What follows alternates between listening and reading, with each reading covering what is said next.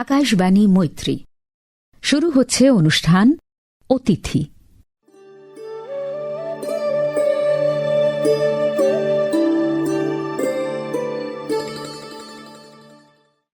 এপার ওপার দুই বাংলার শ্রোতা বন্ধুরা যারা এই মুহূর্তে রেডিও সেট টিউন করেছেন আকাশবাণী মৈত্রী চ্যানেল, তারা তো জানেনি যে এই সময়টা অতিথির সময়। স্বাগত জানাই আমাদের সকল শ্রোতা বন্ধুদের অতিথির এই দরবারে। আর আজ যে বিশেষ অতিথি রয়েছেন আমাদের সঙ্গে, কিভাবে যে তাকে ইন্ট্রোডিউস করা যাবে, ঠিক কোন কথা বললে ঠিকঠাক বলা হবে, সত্যি বড় ধন্দে আছি। কারণ তার কাজের ব্যাপ্তি এতটাই বিশাল, কোনো একটি ছবির নাম বললেও তাকে বোঝা যায়, আবার অনেকগুলি ছবির নাম বলার পরেও যেন মনে হয় অনেক কিছু তো বলা হলো না। বিশিষ্ট চিত্র পরিচালক রাজা সেন, তিনি রয়েছেন আজ আমাদের সঙ্গে। স্বাগত জানাই আপনাকে আমাদের এই অনুষ্ঠানে। নমস্কার, আমার শুভেচ্ছা, অভিনন্দন, ভালোবাসা এবং শ্রদ্ধা। রাজা সেন বলতেই আমাদের কাছে প্রথম নাম মনে আসে দামু। দেখো রে দেখো রে আহা দেখো রে, এদিকে রেখে দামু এলো রে। যেমন কি বলেছি হাতি নিয়ে এসেছি, কথা ঠিকই রেখেছি, কথা ঠিকই রেখেছি, হাতির পিঠেতে চেপে চলো রে।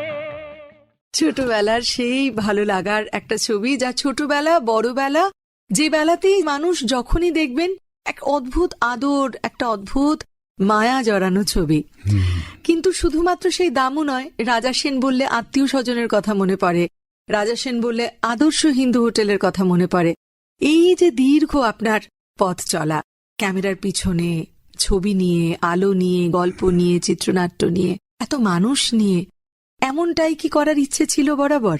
একদম ট্র্যাক চেঞ্জ হয়নি আর কি, কোনো ট্র্যাক চেঞ্জ হয়নি। না, আমার একদম ফোকাস ছিল যে আমি থিয়েটার করব। থিয়েটারটা করতে গিয়ে দেখলাম আমি অজিতেশ বাবু, সৌম্য মিত্রর সঙ্গে নাটক করার অভিজ্ঞতা আমার হয়েছে, সৌভাগ্য হয়েছে।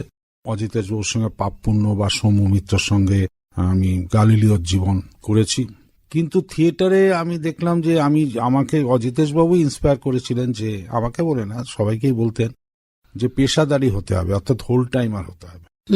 থিয়েটার থেকে কোনো উপার্জন হয় না, কিন্তু উপার্জনের মধ্যে থেকে যদি আমি এই থিয়েটার, নাটক, অভিনয় এসব নিয়ে থাকতে চাই, তাহলে চলচ্চিত্রে তাও কিছুটা পয়সা আসে। ফলে আমি থিয়েটার থেকে সহকারী পরিচালক হিসেবে কাজ শুরু করলাম। কারণ থিয়েটারের লোকজনই তখন দু একজন ছবি করছিলেন, যেমন মোহিত চট্টোপাধ্যায়, উনি আমার প্রথম গুরু বলা যায়। সেই সময়টা 70-এর দশক, 70-এর শেষে 80-র গোড়া। 74-এ আমি গ্র্যাজুয়েট হয়েছি আর্টসে, ল পড়েছি কিছুদিন, কিন্তু ভালো লাগেনি। ভালো না লেগে আমি থিয়েটারে হোল টাইমার হলাম। থিয়েটারে হোল টাইমার থেকে দেখলাম যে কোনো রোজগার পাতি হয় না, বাড়ির পয়সার কত ধ্বংস করা যায়, বাড়ির পয়সাও নেই। সেই জন্য ওই থিয়েটারের লোকেরা চলচ্চিত্র করছিল তখন, বিশেষ করে মোহিত চট্টোপাধ্যায়, তিনি নাটককারও বটে। তো তার ছবি মেঘের খেলা, তারপরে যোচন দস্তিদার প্রাগৈতিহাসিক করলেন তার ছবিতে। সেই সূত্র ধরে মৃণাল সেন, বুদ্ধদেব দাশগুপ্ত, এদের সহকারী হিসেবে কাজ করলাম। মানে আপনার শুরুটাই হয়েছে সেই সময়ের যারা স্টলওয়ার্ট মানুষ তাদের সঙ্গে সঙ্গে। তাহলে এই সুযোগটা পাওয়া, অর্থাৎ এমন মানুষদের কাছে সহকারী হিসেবে কাজ করতে পারার সুযোগ পাওয়াটাও সৌভাগ্য। হ্যাঁ, তো সেটা কিভাবে? একটা জিনিস ছিল, সেটা হচ্ছে যে ওই আশীর্বাদ আর কি ঠাকুরের। সেটা হচ্ছে যে এদের সঙ্গে মিট করলেই আমি একটা ভালোবাসা পেয়ে যেতাম, মানে ভালোবেসে ফেলতো। যেমন মৃণালদার কাছে গিয়েছিলাম, ভয়ে ভয়ে বসেছিলাম। পরবর্তীকালে মৃণালদার থেকে যেদিন চলে আসছি, মানে প্রথম দিনে বললাম আমি মাসে একবার আসবো, তো বললো যে না, তুমি প্রতি সপ্তাহে একবার করে এসো। বাহ! এটা মোহিতদা আবার বললো প্রতিদিন এসো। হ্যাঁ, তো এরকম একটা ওই কম বয়সে আমার একটা যে কোনো কিছু কারণে আমি এদের খুব প্রিয় মানুষ ছিলাম। যেমনকি সৌম্য মিত্রের আমি খুব প্রিয় ছিলাম, তপন সিংয়ের খুব প্রিয় ছিলাম। এইগুলো সুযোগ সুবিধা হয়েছে। সত্যজিৎ রায়ের সঙ্গেও দেখা করা, তার সঙ্গে কথোপকথনের সৌভাগ্য আমার হয়েছে, কাজ করার সৌভাগ্য হয়নি। এইসব ব্যাপারগুলো ঘটে গেছে জীবনে। আমার খুব মনে পড়ে যাচ্ছে কথামৃতের কথা, যে শুধুমাত্র শিষ্যই যে গুরু খুঁজে বেড়ায় তা তো নয়, গুরুও শিষ্য খুঁজে বেড়ান। না, আমার ক্ষেত্রে আমি গুরু খুঁজেছি। না না, গুরু তারাও আমায় নিশ্চয়ই খুঁজেছে, সঠিক তবে শিষ্য, সঠিক আধার দেখতে পেয়েছেন যে দিলে থাকবে। ভালোবাসা পেয়েছি এদের। তার ফলে আমি সবসময় এই পরিবেশেই মানুষ হয়েছি। মানে পরিবেশটা করে নিতে হয়েছে অবশ্য, কারণ আমার বাবা মা আমার পরিবারে এর সঙ্গে জড়িত আমার মতন এতটা কেউ ছিল না। তো আমি একেবারে যেরকম সর্বক্ষণের হয়ে গেলাম, হোল টাইমার যাকে বলে, হোল টাইমার সে অর্থে ছিল না। তবে আমার আপন ছোট কাকা শ্যামল সেন হচ্ছে আজকের দিনের কৌশিক সেনের বাবা। আচ্ছা আচ্ছা। উনি উৎপল দত্তের অঙ্গার এইসব নাটকের নায়ক ছিলেন। শ্যামল সেন একটা থিয়েটারের ব্যক্তি, সুতরাং ওই একটা মানে ওর অঙ্গার দেখে আমি ভাবি যে আমি অভিনেতা হব, কিন্তু অভিনেতা শেষ পর্যন্ত হইনি। এটাই ট্র্যাক চেঞ্জ হয়েছে। মৃণাল সেনের একদিন প্রতিদিন বা আকালের সন্ধানে আমি ছোট ছোট রোল করেছি, অবজারভার ছিলাম, ভালোবেসে আমাকে পুরো ছবিতেই থাকতে দিয়েছিলেন। কিন্তু ওই ক্যামেরার পেছনে মৃণালদাকে দেখে আমার ক্যামেরার পেছনটা টানতে শুরু করলো, এবং ক্যামেরার পেছনে আমি তো অজস্র কাজ করেছি, হ্যাঁ, কিন্তু কখনোই কিন্তু আর ক্যামেরার সামনে আসিনি। হয়তো কোনো বন্ধু বান্ধব রিসেন্টলি বলেছে অভিনয় করেছি, এবং আমি ছবি করতে গিয়ে অভিনয় শেখাইও রীতিমতো। সৌমিত্রদাও বলেছিল তুমি কেন অভিনয় করো না। সৌমিত্রদা বলছে সৌমিত্র চ্যাটার্জি আমার অনেক ছবিতে কাজ করে, হ্যাঁ, আত্মীয় স্বজনেই আছেন, আত্মীয় স্বজন। তারপরে আমি আরোগ্য নিকেতন করেছিলাম ওনাকে নায়ক করে। তারাশঙ্করের ছোট গল্প করেছিলাম দেবতার ব্যাধি, ধারাবাহিক হয়েছিল একটা। হ্যাঁ, তারপরে কৃষ্ণকান্তের উইলে উনি কৃষ্ণকান্ত হয়েছিলেন। তো ওনার সঙ্গে বহু কাজ করেছি। তো উনি আমার অভিনয় বলতেন যে তুমি অভিনয় করো। আমার মনে হয় অভিনয় করার গুণ না থাকলে পরিচালনা করা মুশকিল হয় নিশ্চয়ই। এবং সেই কারণেই বোধহয় আমরা দেখি এক এক পরিচালকের হাতে পড়ে অভিনেতা বা অভিনেত্রী বদলে বদলে যান। সিগনেচারটা বোঝা যায় যে একটা ছবি দেখলে যে কোনটা রাজা সেনের ছবি, কোনটা ঋতুপর্ণ ঘোষের ছবি, আমরা ডায়ালগ ডেলিভারি দেখেই বুঝতে পেরে যাই। কিভাবে বুঝি? পরিচালকের তো একটা থাকেই সেই জায়গাটা, সুতোটা তো তিনিই বেঁধে রাখেন। আমরা এবারে একটু নাটক থেকে কিভাবে চলে এলেন ক্যামেরার পিছনে। প্রথমত একটুখানি বলা হয়ে গেছে, ওই থিয়েটার করতে গিয়ে অজিতেশ বাবু, তার পরবর্তীকালে সৌমিত্রের সঙ্গে গালিলীয় জীবন ইত্যাদি ইত্যাদি, যচন্দ্র সেদারের চারবাকে ছিলাম। এবং কোনো একটি গ্রুপ থিয়েটার নয়, আপনি বিভিন্ন জায়গায় কাজ করছেন। বিভিন্ন জায়গায় ছড়িয়ে যেতাম না, বাধ্য হয়ে গেছি। যেমন অজিতেশ বাবু থিয়েটার ছেড়ে যাত্রা চলে গেলেন, তার ফলে আমি আসলাম শ্যামল সেনের কাছে। শ্যামল সেনের কাছে থিয়েটারটা তিনি ঠিক তখন করছিলেন না, করব করে, ফলে যোচন বাবু বাধ্য হয়ে গেছি। চারবাকে যাওয়ার পরে আর আমি কোথাও যাইনি, নিজের একটা গ্রুপ করেছিলাম। আমার গ্রুপের থিয়েটার পরিচালনা করেছি, নাটক করেছি। ওই যে বললাম, নাটক করতে করতে দেখলাম যে আমার রোজগারের রাস্তাটা, ওইদিকে চাকরি পাচ্ছিলাম, কারণ গ্র্যাজুয়েট হয়ে গেছিলাম, টুকটাক যোগাযোগ তো হয়ে চাকরি হয়। 70 দশকের শেষে চাকরির পাওয়া যেত, চেষ্টা করলে যে পাওয়া যেত না তা নয়, এবং পেয়েও ছিলাম। পেয়ে তো ছেড়েও ছিলেন আপনি, এমনকি সরকারি চাকরি ছেড়েছি। আসলে আমাদের 70 দশকে একটা কথা খুব দেওয়ালে দেওয়ালে লেখা হতো যে কারো কারো মৃত্যু হাঁসের পালকের চেয়েও হালকা, কারো কারো মৃত্যু থাই পাহাড়ের চেয়েও ভারী। এটা একটা মাউসিদের কথা আছে। অর্থাৎ তুমি ওই গতানুগতিক কেরানির জীবন, হোমিওপ্যাথি ওষুধ, বাড়িতে কাঁথা নিয়ে জড়িয়ে বসে থাকা, সেই জীবন থেকে বেরিয়ে যেতে চেয়েছিলাম। সেই জন্যে চ্যালেঞ্জ নিয়েছি, সরকারি চাকরিও ছেড়েছি। তা আমার পরিবার সেই সহযোগিতা করেছে। সেই অর্থে দেখতে গেলে মধ্যবিত্ত বাঙালি পরিবারে সরকারি চাকরি ছেড়ে দেওয়ার মতন সাহস, বা বলা যায় আমরা সেটাকে তখন তো বয়সের একটা উদ্দীপনা ছিল, বাড়িটাও যে সাপোর্ট করেছিল। আসলে আমি যে সরকারি চাকরি করতাম তারা পর্যন্ত বলেছিল যে ছেড়ো না বা ছাড়িস না, আমরা আছি। তো একাধিকবার হয়েছে। আরো একটা সরকারি চাকরি আমি ছেড়েছি পরবর্তীকালে। সেটা আবার আমার যখন সুনাম হলো, 3 বার জাতীয় পুরস্কার পাওয়ার পরে আমাকে একটা কলেজে কন্ট্রাক্টে আমি ছিলাম, তারা পার্মানেন্ট করতে চেয়েছিল। আচ্ছা। কিন্তু কথা হচ্ছে যে আমার প্রথম চাকরি এবং পরে চাকরি না নেওয়ার পেছনে কারণ হচ্ছে যে সরকারি চাকরি করে আমার মতে স্বাধীনভাবে ছবি করা যায় না, উচিত না, মানে আইনত পারা যায় না। সেই আইনত পারা যায় না, এই ভাবনা থেকে আমি সরকারি চাকরির দিকে যাইনি। তো যাই হোক, ছবির সহকারী পরিচালক হিসেবে কাজ করলাম, যাতে আমি মাসে 150 থেকে শুরু হয়েছিল তখন, 150, 200, 250, 1000, 2000, 3000 করতে করতে তারপরে আমি দূরদর্শনের যে ছোট গল্পগুলো হচ্ছিল তারও সহকারী ছিলাম। তার মূল আরেকজন সহকারী হয়েছিলাম আমি বিভাস চক্রবর্তীর, হয়েছিলাম ধৃতিমান চ্যাটার্জির অ্যাড ফিল্মে। কিন্তু এরপরে সুযোগ আসলো ইন্ডিপেন্ডেন্ট কাজ করার। তা আমি দূরদর্শনে সম্পর্ক বলে একটা ছোট গল্পের সিরিয়াল হচ্ছিল, তাতে আমি প্রথমে সহকারী ছিলাম। তারপরে আমাকে স্বাধীনভাবে কাজ করতে দিল এবং আমি করলাম। এবং এই কাজগুলো তখন প্রথম শুরু হচ্ছে, কারণ দূরদর্শন হ্যাঁ, তখন প্রথম একমাত্র শুরু হচ্ছে। প্রথম শুরু হচ্ছে, মানে এটা খুব অদ্ভুত একটা ব্যাপার, একদম জ্যোতিরিন্দ্র নদীর experimental। নদীও নারী করলাম। হুম, তো তাতে দূরদর্শনের ডিরেক্টর, তখন তাতে চাপ ছিল না, বললো যে এত ভালো হয়েছে তুমি আরেকটা করো, তো করলাম। তারপরে বললো যে একটা বড় সিরিয়াল করো, তখন আমি সুবর্ণলতা করলাম এবং সুবর্ণলতা অসম্ভব জনপ্রিয় হয়েছে। হুম, হুম, সুমিত্রা মুখার্জি, গীতা দে ওই সময়কার। তাই তো। পরবর্তীকালে যদিও আবার সুবর্ণলতা হয়েছিল, হ্যাঁ, আমার পরবর্তীকালে সময় অনন্যা। গীতা দে, সুমিত্রা মুখার্জি, বিপ্লব চ্যাটার্জি এরা করেছিলেন। তো তার পরবর্তীকালে আদর্শ হিন্দু হোটেল, যেটার কথা তুমি বলেছো, হুম।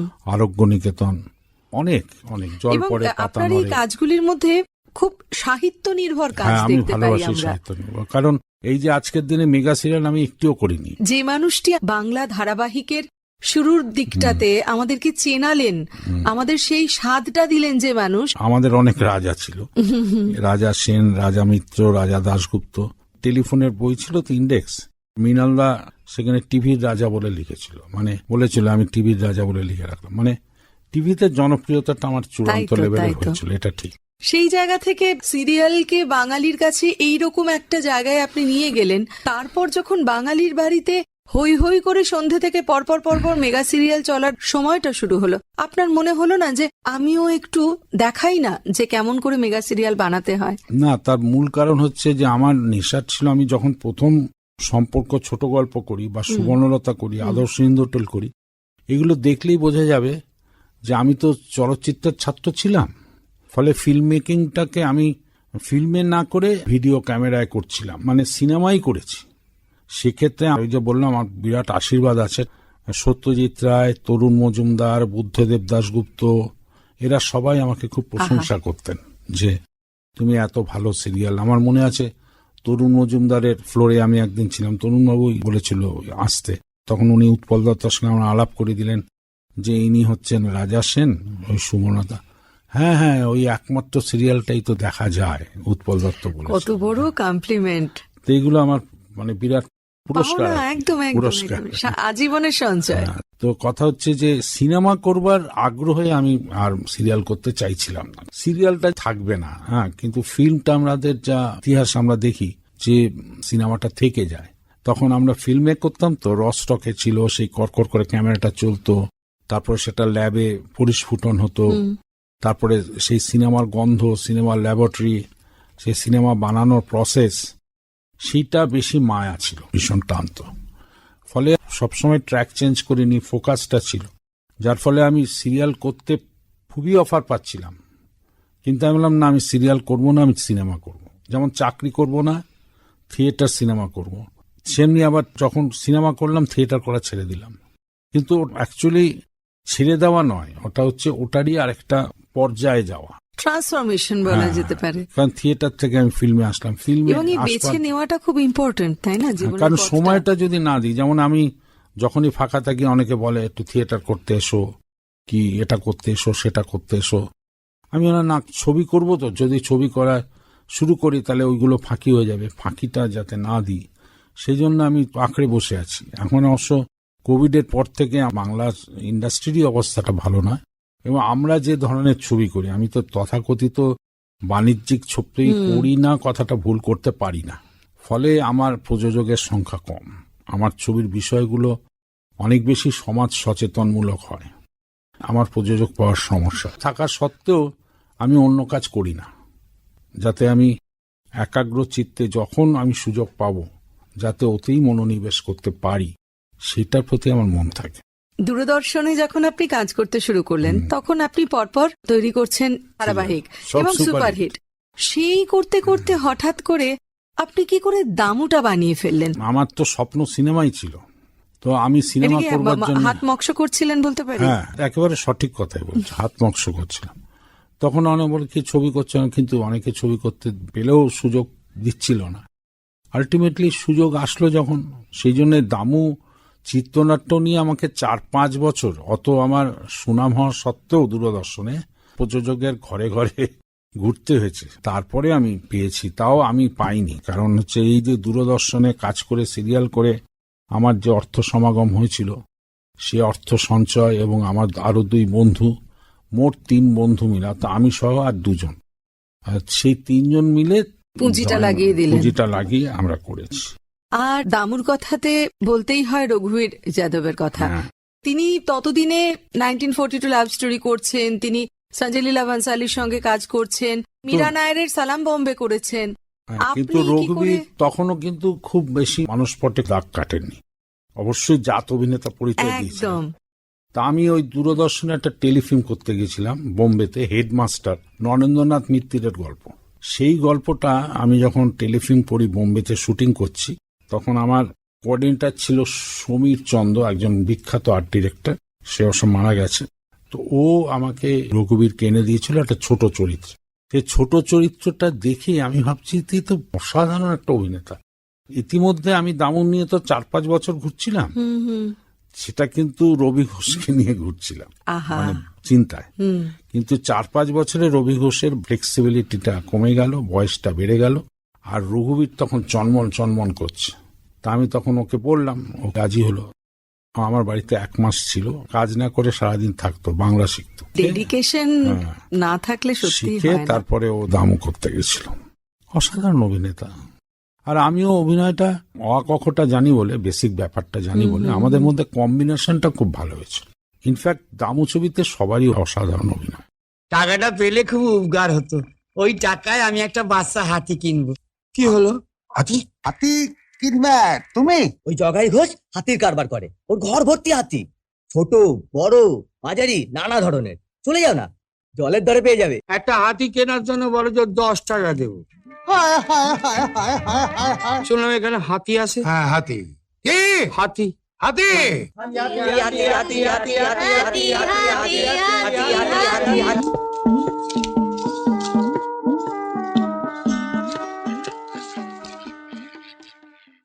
দামুর জন্য প্রথম আপনি জাতীয় পুরস্কার পেলেন। সঙ্গত বলি, দামুতে যে রিঙ্কু যে হাতি চায়, কান্নাকাটি করে, সে কিন্তু আমার ছোট কন্যা। ও তো আমার ছোট কন্যা বলেই তাকে বকাবকি করে কাঁদিয়ে অভিনয় করিয়েছিলাম। সুতরাং ও কিন্তু একজন ভালো অভিনেত্রী হওয়ার জায়গায় থেকেও ট্র্যাক থেকে চলে যায়, ও অভিনয় করতে খুব একটা আগ্রহী নয়। আপনার ঝুলিতে তো 3-3টে জাতীয় পুরস্কার, সেই জায়গায় প্রথম এলো দামুর হাত ধরে। এই যে দামু আপনি প্রথম করলেন এবং প্রথম ছবিতেই একটা ন্যাশনাল অ্যাওয়ার্ড পেয়ে গেলেন, সেইটার পরে কি আপনার কাছে অনেক কাজের অফার আসতে লাগলো? না, না। সেই সময়টা একটু জানতে ইচ্ছে আমাদের করে এখানে যে- জাতীয় পুরস্কার পেলে যে সবাই খুব হই হই করে, কারণ সবচেয়ে বড় কথা আমি দেখলাম যে কেন আসছে না, তার একটা কারণ মনে হলো যে এরা সবাই বলে ও একটা ছোটদের বাচ্চাদের নিয়ে ছবি করেছে, ও অনেকে করতে পারে। সেই জন্য আমার পরবর্তীকালের ছবিটাই হচ্ছে আত্মীয় স্বজন, যেখানে Family হচ্ছে drama। বৃদ্ধ নায়ক নায়িকা সৌমিত্র চ্যাটার্জি আর সুপ্রিয়া দেবী। অর্থাৎ শিশুদের পরেই আমি চলে গেলাম বৃদ্ধদের নিয়ে কাজ করতে, যে আমি ছোটদের নিয়ে কেন, আমি বড়দের নিয়েও কাজ করতে রেঞ্জটা পারি, এই দেখানোর জন্য? চ্যালেঞ্জটা রাগ হলো আর কি। আর সৌমিত্রদাকে নায়ক করে একটা ছবি করার বাসনা স্বপ্ন সব পরিচালকেরই থাকে। আর সৌমিত্রদাকে তো তখন আর ইয়াং একটা রোমান্টিক না, দেওয়া যায় না, ততদিনে আর- ফলে আত্মীয় স্বজন গল্পটা পেয়ে গেলাম, যেটা সৌমিত্রদার বয়সটা নিয়ে আমি ওটাই নায়ক চরিত্রে নিয়ে আমি ছবিটা করলাম। এবং আমার এতই সৌভাগ্য এবং আশীর্বাদ যে আমি ওটাতেও জাতীয় পুরস্কার পেলাম। এতখানি বেলা হলো, তোমার পুজো শেষ হলো না এখনো? কি হলো কি, সকালবেলা নিচে গিয়েছিলাম, তাই পুজোয় বসতে একটু দেরি হয়েছে। সাত সকালে নিচে? তা ছেলেদের ঘরে গিয়ে একটু খোঁজ খবর নেব না? তারা তোমার খোঁজ খবর নেয়? বাতের ব্যথায় যে নড়তে পারো না তা তারা জানে? কিসের কি চিকিৎসা করা যায় না করা যায় সে বিষয়ে একটা অ্যাডভাইস, সেফ অ্যাডভাইস অন্তত কি তারা দেয়? শুদ্ধ তো ওষুধ আনে, অনেক চেষ্টাও তো করলো। ও ব্যামো আমার সারবার নয়। অন্য কথা পেড়ে আসল কথা ঢাকা দেওয়ায় তুমি ভারী ওস্তাদ মনো। বড় ছেলে করে সে আমি জানি, কিন্তু অন্যরা তো কিচ্ছুটি করে না। ওদের অনেক কাজ। তাছাড়া তুমি জানলে কি করে যে ওরা আমার কাছে আসে না? আমি সারা দিন এই ঘরে থাকি মনো, আমাকে বোঝাতে এসো না। বাসুদেব প্রত্যেক দিন আপিসে বেরোবার সময় একবার করে আমাকে বলে যায়, বাবা আসছি। হ্যাঁ, এই জন্য শ্যামবাজারের থিয়েটারের সংলাপ ভাবি ওকে বলে দেবো যে বলো না ও সংলাপ বলো না, ও আমাকে বলার দরকার নেই, তোমার জন্য পারি না, ছেলেরা কি ভাববে। থাকো তোমারই পচা সংসার নিয়ে তুমি থাকো, তা আমার খাতাখানা দাও। কোন খাতা? কোন খাতা তুমি জানো না? কোন খাতার কথা বলছি তুমি বুঝতে পারছো না? ওই জমদূতের খাতা আমি সরিয়ে ফেলেছি। যত সব অনাচিষ্টি এবার বন্ধ করো তো। আরে সে হবে কোন, এখন তো খাতা কেন দেবে? দামুতে নিজের পুঁজি লাগিয়ে দিলেন, তারপরে আবার আপনি আবার চ্যালেঞ্জ নিলেন যে দেখো আমি অন্য কাজ হ্যাঁ, আমার করতে পারি। প্রচুর- এই সময়ের পুঁজিটা এলো কোথা থেকে? এইরকমই প্রায়। সুতরাং টাকা পয়সা জাতীয় নেই। পুরস্কার খুব একটা ছবিটা না, বদলে না, দিতে পারলো না। না পারে না, কারোর পারে না, আজও পারে না। কমার্শিয়াল ছবি করতে হয়, একটা জমিয়ে ফাটিয়ে লাফালাফি করে ঘোড়াফোড়া চালিয়ে, তাহলে হতে পারতো। আমার তো আমার এখনকার গল্প মানে ওই রকম ঘোড়ায় চড়াতে পারবো না। তো না, আমি অ্যাকশন বা ক্রাইম থ্রিলার, সেটার সঙ্গে আমার মানসিকতা ঠিক যায় না, কিন্তু অসাধারণ ছবি হতে পারে ক্রাইম থ্রিলার। তুমি গোড়ায় একটা কথা বলেছিলে যে দামু একটু নরম সরম ছবি, আলতো মায়া এই কোথায় যেন নম্রতাটা কোথায় ছবি জুড়ে। হয়তো আমার চরিত্রের মধ্যে আছে। করেছি ক্রাইম থ্রিলার করেছি, করিনি তা নয়, কিন্তু আনন্দ আরাম পাওয়াটা এই দামু, আত্মীয় স্বজন, চক্রবর্তী মার্ডার ছিল। ওটা গল্পটাই হচ্ছে মার্ডারের মা, এটা তৃতীয় ছবি। মার্ডারের মা মহাশ্বেতা দেবীর লেখা, সেখানে প্রচুর মার্ডার আছে, 6-7টা মার্ডার আছে। অ্যাকশন মাস্টার নিয়ে আমি ছবিটা করেছিলাম। এই যে বিষয়গুলো বদলে বদলে যাচ্ছে এবং ছোটদের পরেই বয়স্ক মানুষদের একটা জীবন, তারপরে সেখান থেকে ইয়াংদের আপনি নিয়ে করলাম, হ্যাঁ, চক্রবর্তী ইয়াং আছে। একেবারে সচেতন ভাবে নেওয়া। সচেতন ভাবে আমি ভেবেইছি যে এবার ইয়াংদের নিয়ে করি, তারপরে ভাবলাম মেয়েদের নিয়ে করি, দেবী পক্ষ করলাম। সেখানে তো তুমি জানো 3টি মেয়ে, ঋতুপর্ণা, অসাধারণ শেষ দৃশ্য গায়ে কাঁটা দেয়। শতাব্দী, কোয়েল এবং বাবা মা সেই সৌমিত্র চ্যাটার্জি এবং সন্ধ্যা রায়। তো 3টে মেয়েকে নিয়ে। তার পরবর্তীকালে আমি দেশ ছবি করেছি জয়া বচ্চন, অভিষেক বচ্চন, সেটাও নারী কেন্দ্রিক। আর ক্লাসিক করতে ইচ্ছে করলো, সচেতন ভাবেই বেঁচেছি। যে বঙ্কিমচন্দ্রের উপন্যাসটা পড়ে দেখলাম একদম মনে হলো সিনেমার চিত্রনাট্য করা আছে, কাট টু কাট করলাম কৃষ্ণকান্তের উইল। তারপরে আবার যখন ক্লাসিক করতে ইচ্ছে করলো, রবীন্দ্রনাথ ঠাকুরের ল্যাবরেটরি করলাম, যেখানে রবীন্দ্রনাথ ট্যান্ডন অভিনয় করেছে।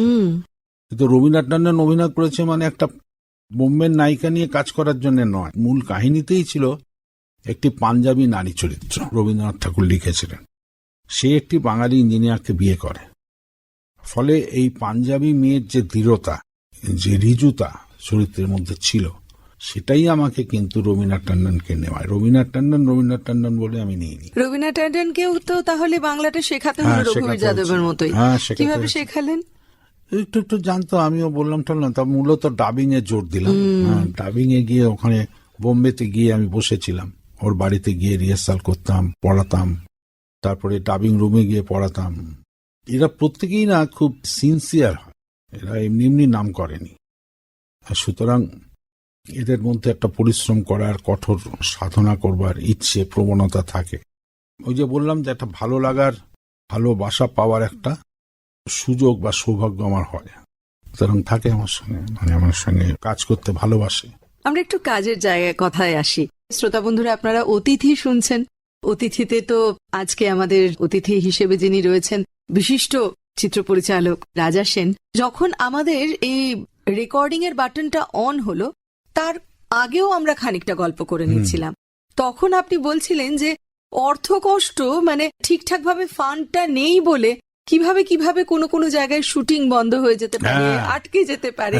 মানে এখন শুনে মজা লাগছে বটে, কিন্তু সেই সময়গুলো আদৌ মজা নয়। একটু শুনি, মানুষও বুঝবেন যে আমরা যে রূপলী পর্দার একটা আমি যখন ঝকঝকে জীবন সিরিয়ালে দেখি। যথেষ্ট নাম করেছি, তখন তো কিছুতেই প্রযোজক পাচ্ছি না। তখন আমরা 3 জন বন্ধু মিলে টাকা জোগাড় করে, একজন বন্ধু টাকা নিয়ে আসবে বলে আর এসে পৌঁছয় না, এদিকে শুটিং চলছে, ক্যামেরা নিয়ে আমরা গেছি। আর তখন তো অনলাইনে পে করার কোনো জায়গায় ছিল তারপরে না। সে জেনারেটরের লোকেশনে পৌঁছলো, কিন্তু জেনারেটরে তেল নেই, যে তেলটা গাড়িটা চালাবে, জেনারেটরটা চলবে। তখন আমরা দৃশ্যটা অন্তর্দৃশ্য ছিল, জমিদার বাড়ির ভেতর ছিল, সেটাকে আমি বাইরে নিয়ে আসলাম। ব্যাকগ্রাউন্ডে জমিদার বাড়িটা, তার সামনে যেন ঘটনাটা ঘটছে। এরকম ঘটেছে, বা কখনো আবার শুটিং বন্ধ হয়ে গেছে দাবো চলাকালীন। তখন আমরা এক জায়গায় থাকতাম, বোলপুরে এক জায়গায় সবাই মিলে থাকতাম, প্রায় 80-90 জনের ইউনিট একসঙ্গে থাকতাম, খুব আনন্দের ব্যাপার। কিন্তু সেখানে যখন এই অর্থ কষ্ট আমাদের যে তরকারি দিত, সে বুঝতে পারলো কথাবার্তা শুনে, সে নিজের থেকেই বলল যে আমি কিছু টাকা ধার দিচ্ছি, আপনারা শুটিংটা করুন, পরে দিয়ে দেবেন। তিনি সবজি আপনাদেরকে দিচ্ছেন, সবজিওয়ালারা দিয়েছে তখনকার দিনে। এইভাবে হয়েছে। দামুর পরে একটু অর্গানাইজড হতে হয়েছে, কিন্তু এখনো ছবি করার একটা থাকে। আমি খুব বেশি বাজেটের ছবি করি না, কম বাজেটে করি, কিন্তু তারপরে এত বড় বাধা হয়নি, হয়তো মনে পড়ে না। দামুর বাধাটা বড্ড বেশি। ঘটনাচক্রে 30 বছর পেরিয়ে গেল দামুর।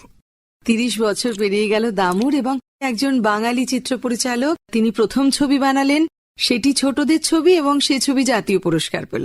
তারপরে সেই চিত্র পরিচালক পর দেখাতে থাকলেন তার কাজের পরিধিটা কতটা বিস্তৃত। বিভিন্ন বিষয় নিয়ে। হ্যাঁ, আমরা এই জায়গাতেই আসছি। আপনার সম্বন্ধে বলতে গেলে যদি শুধুমাত্র চিত্র পরিচালক বলি, তাহলে কিন্তু অনেক কিছু না বলা থেকে যায়।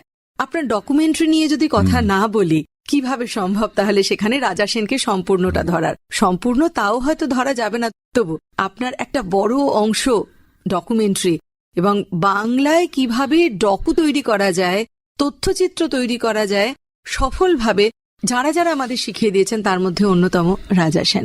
তবে তথ্যচিত্রে যাওয়ার আগে একবার আকাশবাণীতে আসি। আকাশবাণীতে আজকে আপনি রাজা সেন হিসেবে, অর্থাৎ সেই চিত্র পরিচালক যিনি বাঙালিকে বাঙালি আনার মধ্য দিয়ে কত সুন্দরভাবে ধারাবাহিক দেখানো যায়, সেখান থেকে ছবি, ন্যাশনাল অ্যাওয়ার্ড সবটা চেনালেন। এর আগের একটা সময় ছিল যখন আপনি থিয়েটার করছেন, তো এই সময়টার মধ্যে আকাশবাণী কোনোভাবে কি সংযুক্ত ছিল? অবশ্যই, কারণ আমি যখন এই অজিতেশ বাবুর সঙ্গে থিয়েটার করতাম, অজিতেশ বাবু তো উৎসাহিত করতেন, বলতেন যে একটা টার্গেট থাকতে হয়, এটা করবে সেটা করবে ইত্যাদি। যাই হোক, ওনার দ্বারাই অনুপ্রাণিত হয়ে আমি তখন আকাশবাণীতেও এসছি। আমার বয়স অনুযায়ী তখন যুববাণীতে আমি কিছু প্রোগ্রাম করি। আমাকে প্রথমে কথিকা লিখে আনতে বলা হয়েছিল, কথিকা লিখে এনে সেটা পাঠ করেছি। এরকম করতে করতে নাটকে আমি আসলাম, যুববাণীতে নাটক করলাম, এবং সেই ছবি আকাশবাণীর যে পত্রিকা তার লাস্ট পেজে ছবিও উঠেছিল, আমার মনে পড়ে, বেতার এখন জগৎ মনে তখন পড়লো, ছিল। বেতার জগৎ। তো যুববাণীতে আমি নিয়মিত থিয়েটার করতাম আর কথিকাও পড়তাম, এই যোগাযোগটা ছিল। সেই যোগাযোগের সূত্রে তারপরে তখন দূরদর্শন চালু হলো। দূরদর্শনে গিয়েও আমি অভিনয় করলাম কিছু নাটকে অভিনয় করতে গিয়ে নাটক ডিরেকশন দিলাম। এইগুলো আমার শিখতে, হাত পাকাতে সুবিধে করেছে। সুতরাং আকাশবাণী এবং দূরদর্শনের সঙ্গে তো আপনার সম্পর্ক সুগভীর। হ্যাঁ, এবং সুবিধা, কারণ আমাকে চলচ্চিত্র টানতো, তো তাই আমি আকাশবাণীতে না থেকে আমি দূরদর্শনে যখন সুযোগ পেলাম, দূরদর্শনে মনোনিবেশ করলাম।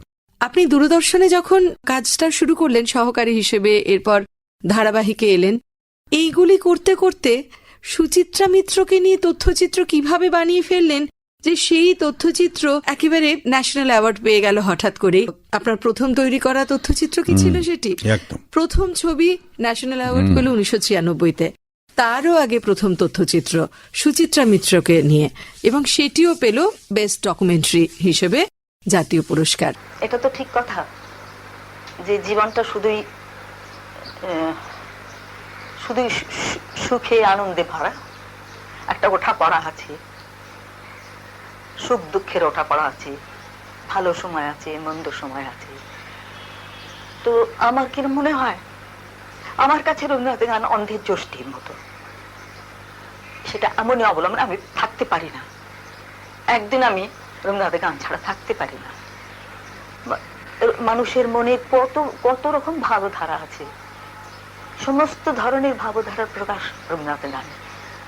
ঋতু পরিবর্তনের দিকে তাকিয়ে দেখি, মানুষের জীবনেও যেরকম ঋতু পরিবর্তন হয়, তেমনি বিশ্ব প্রকৃতিতেও ঋতু পরিবর্তন হচ্ছে। সে সম্পর্কে তার গানের অন্ত নেই। কাজে যেদিকেই তাকাই, কি সুখে কি দুঃখে, যখন একলা আছি তখন, 5 জনের মধ্যে যখন আছি তখন, সেজন্য মনে হয় যে রবীন্দ্রনাথের গান ছেড়ে আমি নিজেকে ভাবতে পারি, আমার কোনো অস্তিত্ব নেই।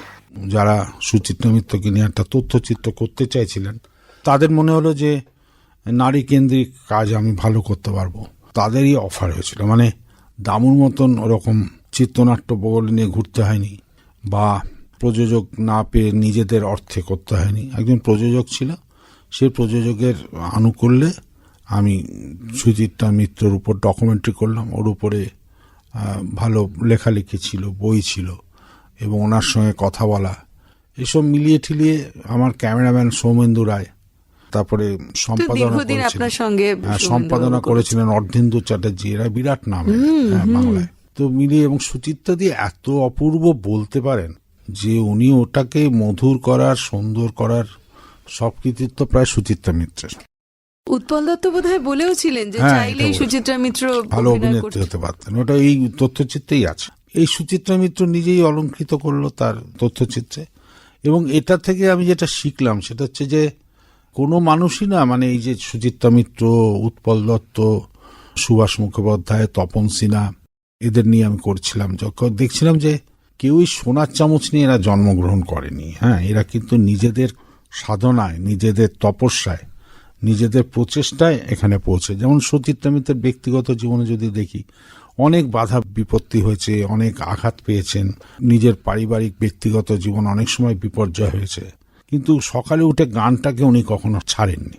এই যে সাধনাটা দরকার, সাধনাটা, অনেকে বলে না আমিও ভালো গাইতাম, করে উঠতে পারলাম না সংসারের জন্য, কিন্তু এই সংসারের বিপত্তি ওনার জীবনেও এসেছিল, অথচ উনি গানটাকে ছাড়লেন না। এই না হলে সুচিত্রা মিত্র হওয়া যায় না।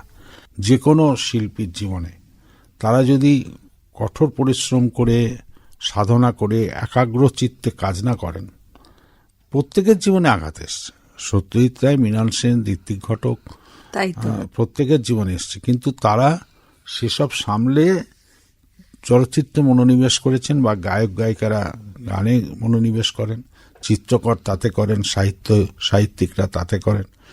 এইটা না থাকলে কিন্তু সুভাষ মুখোপাধ্যায়, সমরেশ বসু উপরে আমি তথ্যচিত্র করেছি, তা এই মানুষগুলো আমাকে টানতো, যার ফলে আমার এখনো ইচ্ছে করে কোনো ব্যক্তিত্বের জীবন নিয়ে ছবি করা, বায়োপিক করা।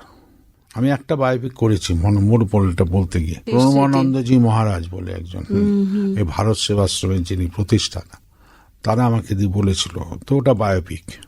প্রত্যেক মানুষের জীবনে সাফল্য ওইভাবেই আসে, তো সেইগুলো টানতো, সেই থেকেই আমার সুচিত্রা মিত্র করা। পরে নিজের প্রচেষ্টায় তপন সিংহের উপর তথ্যচিত্র করি, এবং ওটা আমি নিজেই প্রযোজনা করি, কারণ আমি তখন টেলিভিশন ফরম্যাট থেকে ফিল্মে যেতে চাইছিলাম, দামও করব। তার আগে একটা ফিল্ম সম্পর্কে আবার সেই জন্য ঘষতে নেওয়ার জন্য তখন আমি তপন সিনহার সঙ্গে দেখা করে, তার থেকে অনুমতি পেয়ে, তার সিনেমাগুলোকে ঘাটাঘাটি করে, তারকে ইন্টারভিউ করে, শ্রমিক বন্দ্যোপাধ্যায় ইন্টারভিউগুলো করেছিলেন, এবং ওই সূত্রে আমি দিলীপ কুমারের ইন্টারভিউ নিয়েছি, অশোক কুমারের নিয়েছি, সাবানা আজমির নিয়েছি, তপন সিনহার সংক্রান্ত। তো এনাদের যে গুণ এবং সাধনা, তপস্যা, এইগুলো আমাকে আকর্ষণ করেছে মানুষ হিসেবে। সেই জন্য আমি ব্যক্তি জীবনের উপরে অনেক তথ্যচিত্র করেছি বটে, অ্যানথ্রোপোলজিক্যাল সার্ভে অফ ইন্ডিয়া করেছি, বা ট্রাইবালদের নিয়ে করেছি, হ্যাঁ, কিন্তু আমাকে বেশি টানে ইন্ডিভিজুয়াল মানুষের সংগ্রাম, তাদের প্রচেষ্টা, চেষ্টা, সাধনা, এবং সে কিভাবে আস্তে করে একটা জায়গায় পৌঁছলো, যাতে এই তথ্যচিত্রগুলো দেখে আগামী প্রজন্মের অনেকে উৎসাহিত হয় যে কিভাবে জীবনে সাধনা করতে হয়। সেটা আমার মূল ইচ্ছে ছিল। সুচিত্রা মিত্র, সমরেশ বসু, তপন সিনহা, সুভাষ মুখোপাধ্যায়, এদেরকে নিয়ে আপনি তথ্যচিত্র করেছেন। আক্ষেপ আছে যে এমন কাউকে নিয়ে যে করলে খুব ভালো হতো? হ্যাঁ, আমি একটা করতে গেছিলাম, কিন্তু দুর্ভাগ্যবশত দুজনকে করতে গিয়ে হয়নি। একটা শুটিংও করেছিলাম, সেটা হচ্ছে মহাশ্বেতা দেবী, তারপরে অর্থাভাবে হয়নি। স্ক্র্যাচ হয়ে গেছে, রস্টক কোথাও পড়ে আছে। ভেবেছিলাম একজন প্রযোজক পেয়ে যাবো, আলটিমেটলি পাইনি। তো মহাশ্বেতা দেবীর কিছু শুটিং করে আর শেষ হয়নি। আর একটা করতে গিয়ে ইচ্ছে ছিল, কিন্তু করা যায়নি, সেটা হচ্ছে সলিল চৌধুরীকে নিয়ে।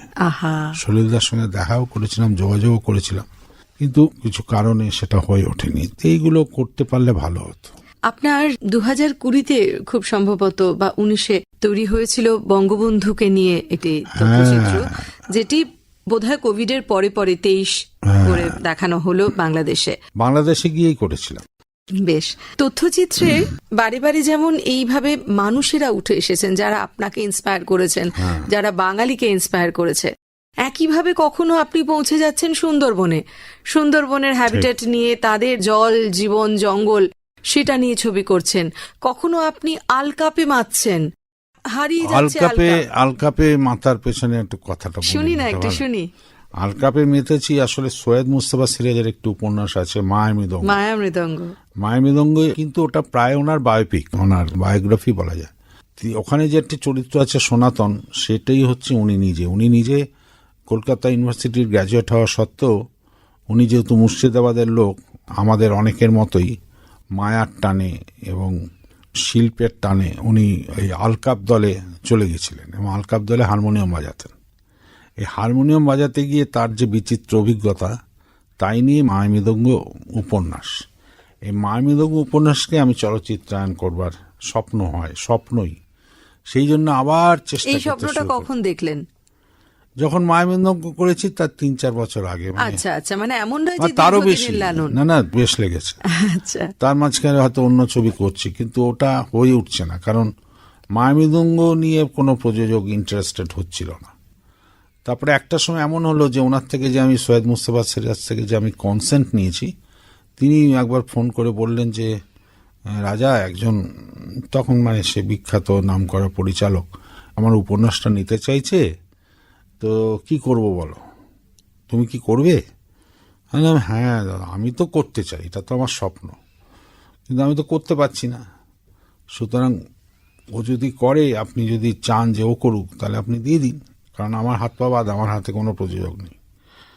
তো বলে, না তুমি যদি করো আমি তোমার জন্য এটা রাখবো। এই যে আবার আশীর্বাদ, সুবিখ্যাত পরিচালককে উনি দিলেন না। উনি কিন্তু অর্থ নিয়ে এসেছিল, আর আমার কাছে তখন অর্থ নেই। এসব মানুষেরা দেখো কত বড় মাপের মানুষ, সত্যি তাই। অর্থের জন্য সে ছেড়ে দেয় না। হ্যাঁ, উনি একটা লুঙ্গি আর ফতুয়া পরে ছোট বাড়িতে বসে থাকেন, অর্থ পেতেন অনেক, আমার থেকে বেশি পেতেন, কিন্তু আমাকে কমিট করেছে, সেই জন্য সে কমিটমেন্ট এবং ভরসাটাও আছে যে আপনার কাছে পড়লে মায়ামৃদঙ্গ, ওনার মনে হয়েছিল যে সেই জায়গায় যেতে পারে, ভালো করবো, ভালোবাসা পাওয়া একটা। তো সেই মায়ামৃদঙ্গ করতে গেলে আলকাপটা কি এটা জানতে গিয়ে আমি আলকাপের উপর একটা তথ্যচিত্র করতে হলো। তাকে গবেষণা করতে গিয়ে তখন হাতে ক্যামেরা এসে গেছে, তো সেই তথ্যচিত্রটা আলকাপ নিয়ে করেছিলাম। ওটা বিএফজে বেস্ট ডকুমেন্টারি অ্যাওয়ার্ডও পেয়েছিল। আর ওই আলকাপটাকে নিয়ে গবেষণা করতে গিয়ে আলকাপ নিয়ে, সেটারও অবশ্য প্রযোজক ছিল না, আমি নিজেই প্রযোজনা করেছি।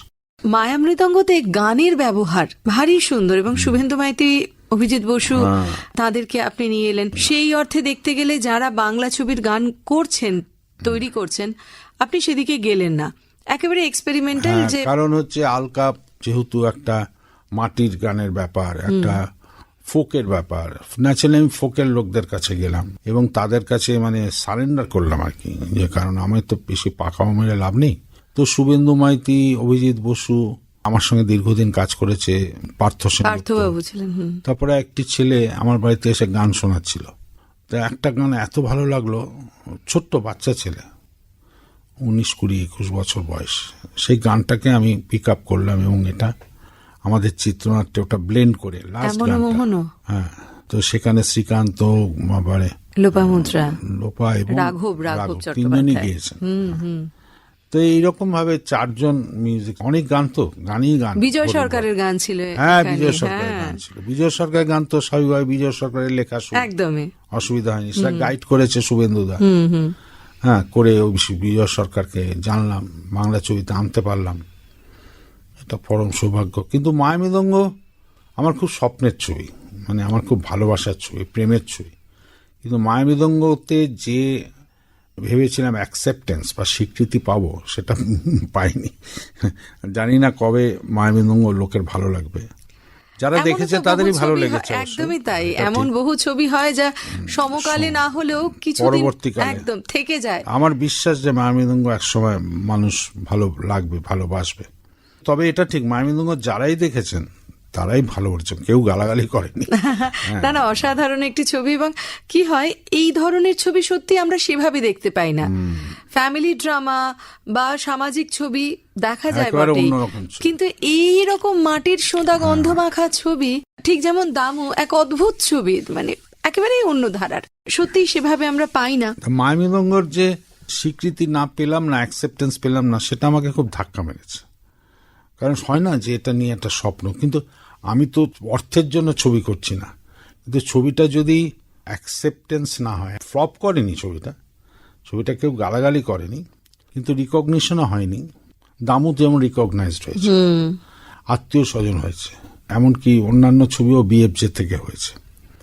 সেই অর্থে তখন একটা হতাশা আসে, একটা ডিপ্রেশন আসে, যে কি হবে ভালো ছবি করে। তারপরে অবশ্য ভালোবাসার গল্প বলে একটা ছবি করেছিলাম। এখন আবার সেই অর্থে 3টে চিত্রনাট্য বগলে নিয়ে আবার ঘোরাঘুরি শুরু করেছি ভাবা যায়। প্রযোজকের সন্ধানে। হ্যাঁ, যদি কোনো প্রযোজক পাই। 3 রকমের গল্প। একটা নদী চুরির গল্প, ওটা অদ্ভুত, নদী চুরি হয়ে গেছে, নদী চুরির গল্প। সে বৃদ্ধ সেটা পুলিশে থানায় ডায়েরি করে কেস করে, আদালতে ওঠে যে নদী চুরি হয়ে গেছে। তার ছোটবেলার একটা নদী ছিল, তারপরে সে বিদেশে ছিল, 35 বছর পরে এসে দেখে নদীটা নেই, ভরাট হয়ে গেছে, বাড়ি বাড়ি হয়ে গেছে। সেই নিয়ে একটা নদী চুরির গল্প আছে, আরো একটি মেয়ের লড়াইয়ের গল্প আছে, আরো একটি 3টে চিত্রনাট্য 3 রকমের লিখেছি। দেখা যাক। এটা ঠিক যে ঈশ্বরের আশীর্বাদে এবং সৌভাগ্যবশত আজকে তোমার সঙ্গে কথা বলছি, আরো 5 জন শুনছেন, যে তবু আমি ছবি করতে পেরেছি। অনেকে পারে না, সেই স্বপ্ন সফল হয় না। আমার অনেক বন্ধু বান্ধবকে 1-2 ভালো ছবি করেছে, কিন্তু তারপরে ছবি করার সুযোগ পাইনি। এটা তো চলছেই, এরকম তো চলবেই। সুতরাং আমি হতাশ নই, আমি খুব আশাবাদী যে হয়তো নিশ্চয়ই ছবি করতে এবং ওই পারবো। খুব দামি কথাটি বলেছিলেন আপনি একটু আগে, যে লেগে থাকা, ফোকাস হ্যাঁ, করে লেগে থাকা। লেগে আছি। থাকলে ঠিক হবে। অনেকে অনেক রকম অফার করে, এখানে এসো, ওটা করো, সেটা করো।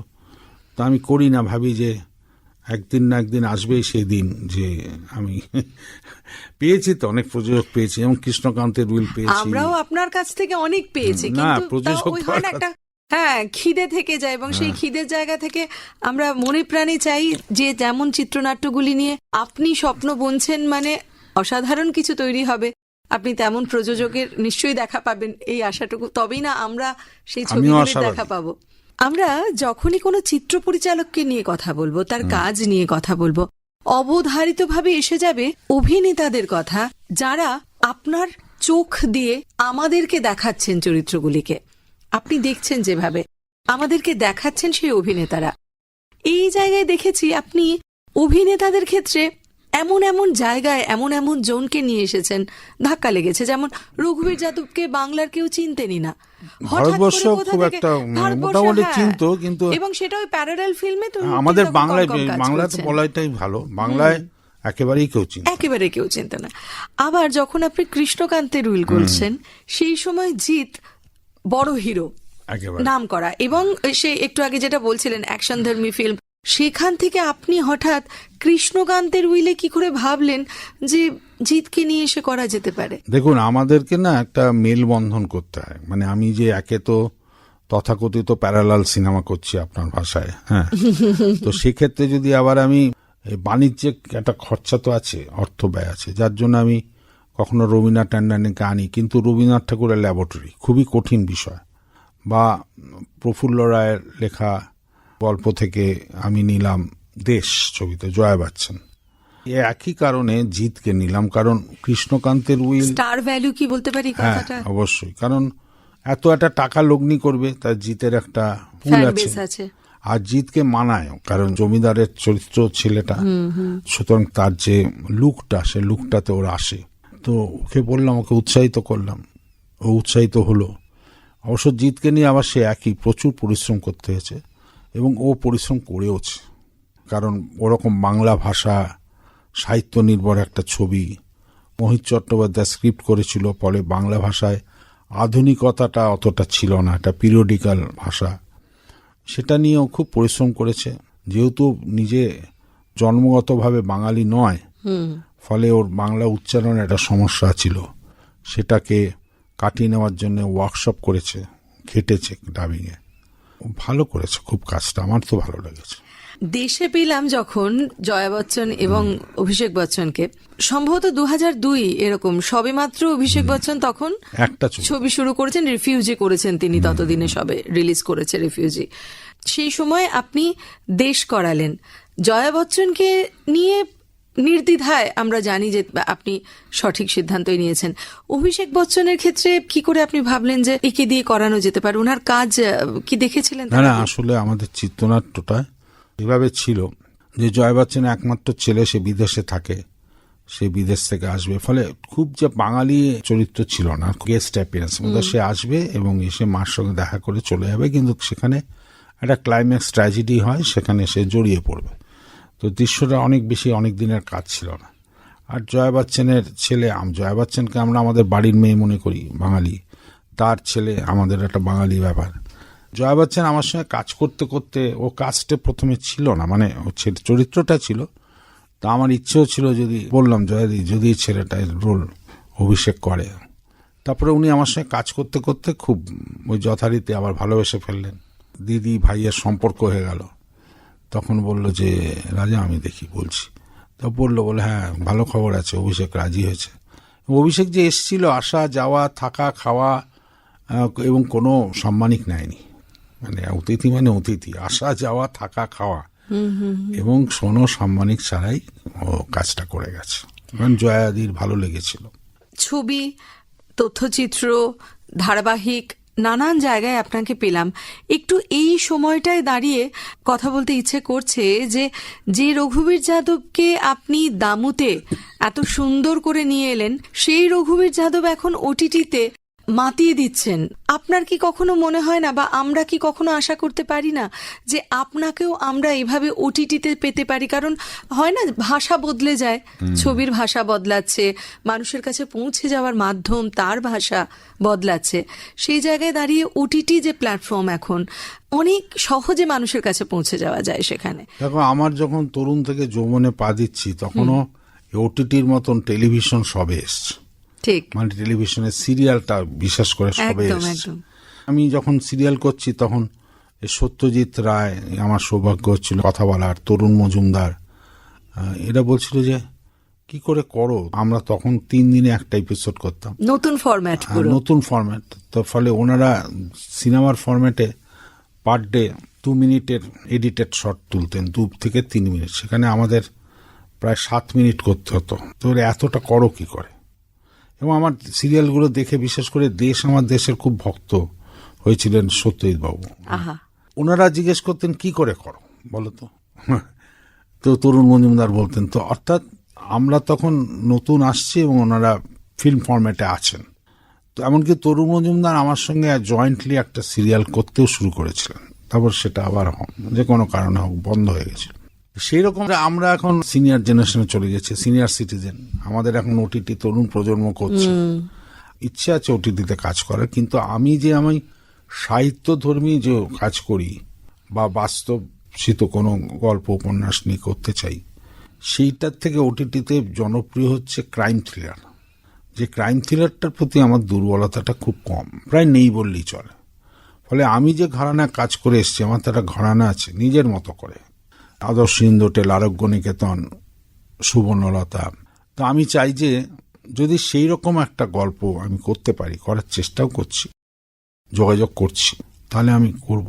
কিন্তু আর বোম্বেতে একটা সারা ভারতবর্ষের মার্কেটিংয়ে যেটা খুব সহজে হয়, আমাদের এখানে এটা হওয়া মুশকিল। যাই হোক, আমার সুযোগ হলে আমি নিশ্চয়ই করব, আমি সুযোগের অপেক্ষায় আছি যে কবে গোল করবো আর কি। তো যদি সুযোগ পেয়ে যাই তবে নিশ্চয়ই করবো। আমরা আলোচনার একদম শেষের দিকে এসে গেছি। রাজা সেন 3টি ন্যাশনাল অ্যাওয়ার্ড ঝুলিতে রয়েছে বলা যায়, কুক্ষিগত তার। এই জায়গাটায় দাঁড়িয়ে যদি বলা হয় যে জীবনের সেরা প্রাপ্তি কি, আপনি কি বলবেন? সেরা প্রাপ্তি ছবি করতে পারা, সিনেমা করবার স্বপ্ন ছিল। দেখো, দামু ছবিতে দামু কমিট করেছিল রিঙ্কুকে যে একটা হাতি এনে দেবে, গল্প ছিল বলেছিল। রিঙ্কু সেটাকে সিরিয়াসলি নিয়েছিল, তারপর যায় না, কান্নাকাটি করে, সবাই ওকে বকাবকি করে যে কেন, যেটা হয় না, যেটা অসম্ভব, যেটা অবাস্তব, একটা হাতি নিয়ে এসে তুই রিঙ্কুকে নিয়ে যাবি, এসব গল্প কেন করিস বাচ্চাকে? তো গালাগালি এবং বকা খেয়ে দামু কিন্তু হাতির সন্ধানে বেরোয়, যেটা অসম্ভব। তা আমার কাছে একটি নিম্ন মধ্যবিত্ত পরিবারের ছেলে, যাদবপুরে থাকি, সেখানে একটি ছেলে সিনেমা করাটা হাতি পাওয়ার মতন অসম্ভব এবং অবাস্তব প্রায়। কিন্তু চেষ্টা যদি হয়, যেটা দামু পেরেছিল, শেষ পর্যন্ত হাতি নিয়ে এসে রিঙ্কুকে নিয়ে গিয়েছিল। তা আমিও সেরকম জীবনে পেরেছি সিনেমা করতে, চলচ্চিত্র করতে পেরেছি, সেটাই আমার সবচেয়ে বড় পাওনা, সবচেয়ে বড় সফলতা। আমার কাছে এটা পরম প্রাপ্তি আমাদেরও, যে ওই যে ফোকাসটি কখনো আপনি সরতে দেননি। এখনো সরাতে চাই না, আমার এখনো স্বপ্ন। লোকে বলে আমার বৃদ্ধ হয়েছে, কিন্তু আমি মনে করি না। অনেকে তো এটাও বলেন, আমরাও বলছি age is just a number. সুতরাং আমার প্রচেষ্টা আছে, লড়াই আছে, এখনো আমি স্বপ্ন দেখি, এবং এতটা অভিজ্ঞতা, ছবি করব। তাই চিত্রনাট্য 3টে নিয়ে বগলে ঘুরছি, যদি কোনো সহৃদয় ব্যক্তি আসে ছবি করাতে, আমি ছবি করতে প্রস্তুত। জীবনপুরের পথিক রে ভাই, জীবনপুরের পথিক চলুক। আমাদের আদর্শ তরুণ মজুমদার, সত্যজিৎ রায়, মৃণাল সেন, ঋত্বিক ঘটক, তারা ছবি করেছেন।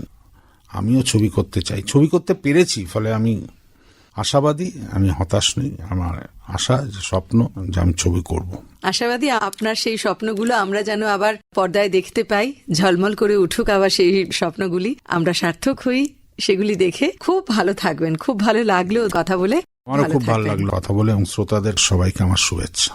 শ্রোতা বন্ধুরা, আমরা কথা বললাম অতিথি অনুষ্ঠানে বিশিষ্ট চিত্র পরিচালক শ্রী রাজা সেনের সঙ্গে। তার জীবন, তার পথ চলা, তার সিদ্ধান্ত নেওয়া, ছবির পথে থাকাটা, ছবিকে আঁকড়ে থাকাটা, সবটা শুনলাম, ঋদ্ধ হলাম তো বটেই। সুস্থ থাকুন, নমস্কার। অতিথি অনুষ্ঠানে বিশিষ্ট চিত্র পরিচালক রাজা সেনের সঙ্গে কথা বললেন শর্মিষ্ঠা সরকার। শব্দগ্রহণ ও সম্পাদনা পিউ দাস। প্রযোজনা আকাশবাণী কলকাতা কেন্দ্রের বাংলা কথিকা বিভাগ।